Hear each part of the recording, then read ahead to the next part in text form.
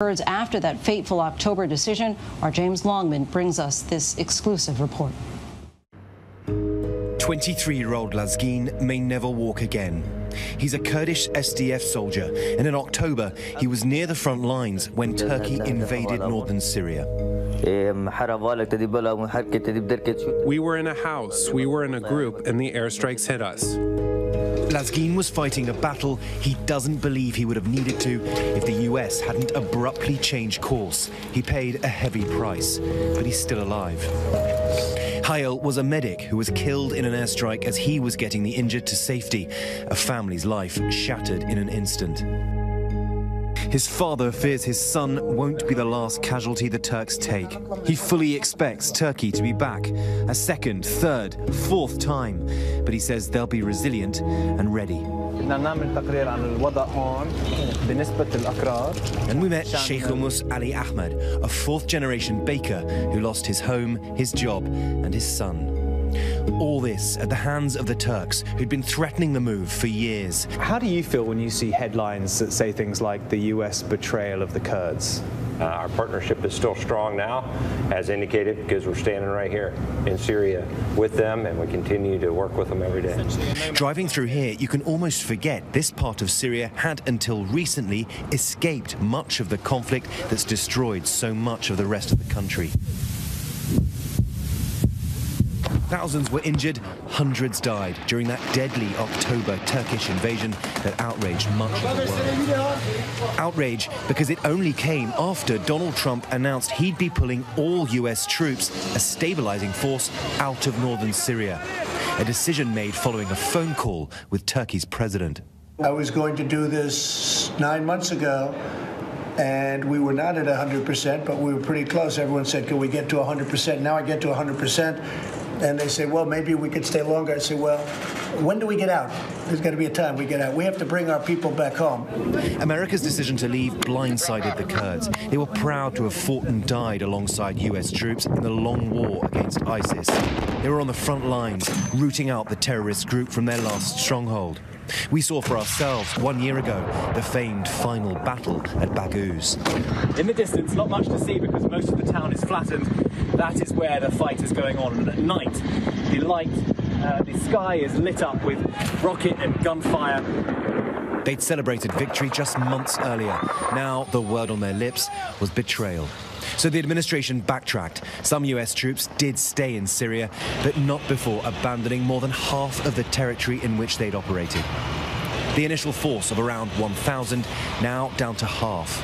And their mission made more complex than ever, trying to maintain a fragile peace between countries and factions that moved in to fill the vacuum.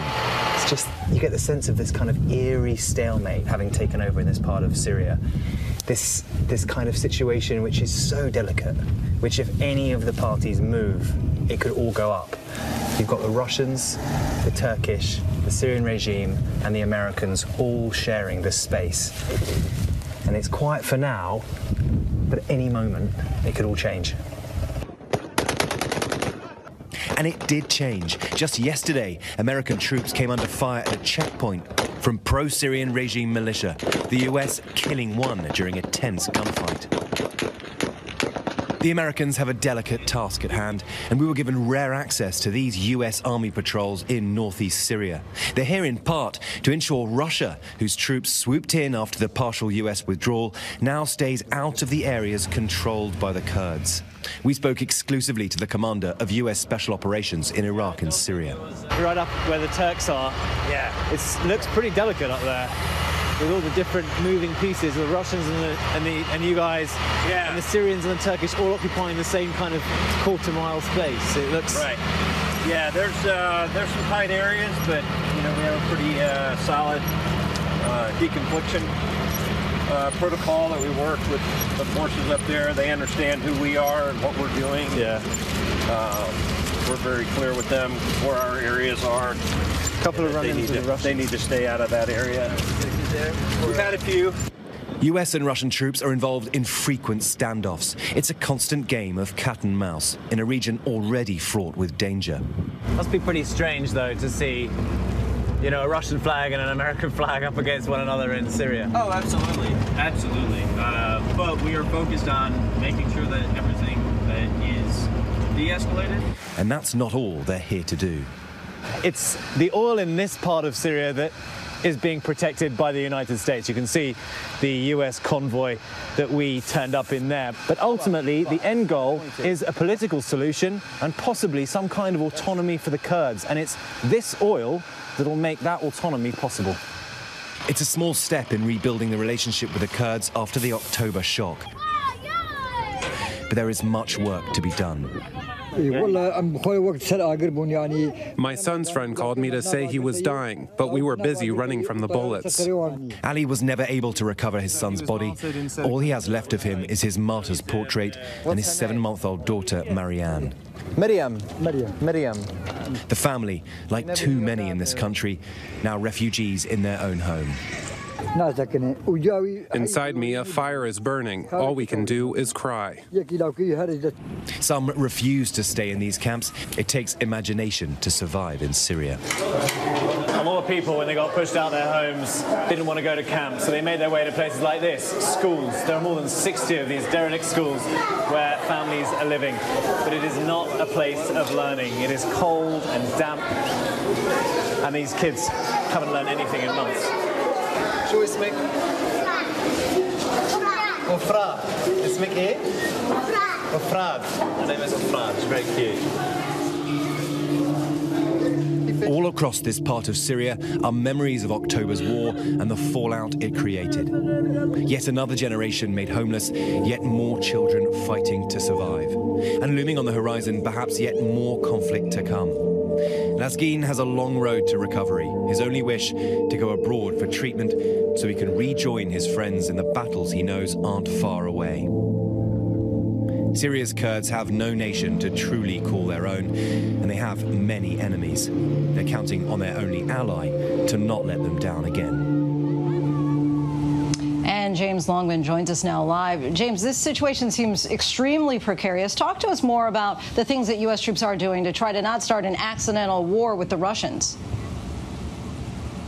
Yeah, Lindsay, that's really fascinating. They're called interdictions, these moments when US soldiers come up against Russian soldiers out in the roads here in northeastern Syria. And there's a certain amount of theatre involved because actually the Russians give a bit of notice to the Americans before they turn up. At higher levels, officers talk to one another. They actually tell the Americans that they're planning to go into an area they're not meant to. Sure enough, the next day, American convoy goes into that zone, finds the Russians and tells them where to go.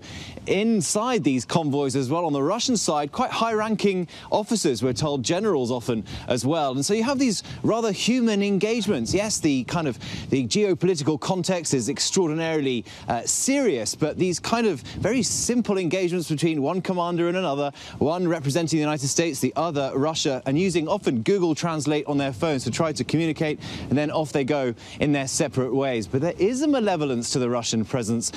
Remember that US convoy that was attacked here in Syria. To one side, we saw in those images a Russian convoy watching that happen. And so it's just the Russians pushing buttons, adding pressure to see where they can kind of pressurize the Americans. And the potential for conflict is very, very high. And you mentioned words like betrayal in your story. After the Turkish invasion, talk to us about what they did to ensure greater security, especially considering US troop levels were in essence cut in half.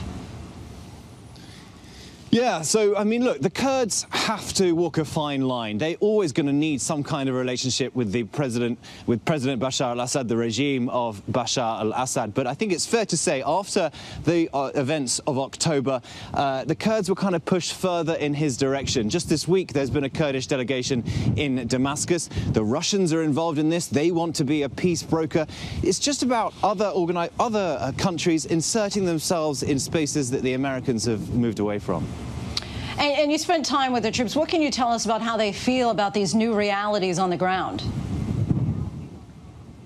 Yeah, look, I mean, I think these US soldiers, they would never say anything openly. They're very professional. They have a real understanding of the geopolitical context in which they're functioning. But I think there must be in the backs of their minds a sense that at any moment there could be a phone call, there could be a tweet that rips up the work that they're doing. They were involved in work to the west of here. They had to get out very, very quickly. And I think there is a sense that perhaps the work here that is being done could come to an abrupt end. We were on the base. We got a sense that US presence here in northeastern Syria isn't going anywhere for the time being. That could change, but certainly it is a very precarious situation here, Lindsay.